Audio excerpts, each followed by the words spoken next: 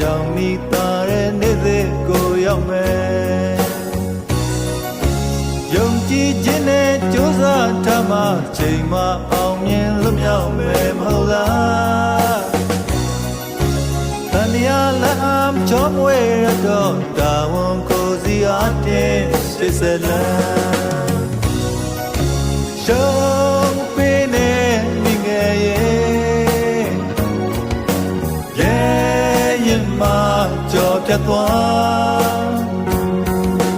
များကြိုးတွေတာဝန်ထမ်းရွက်တဲ့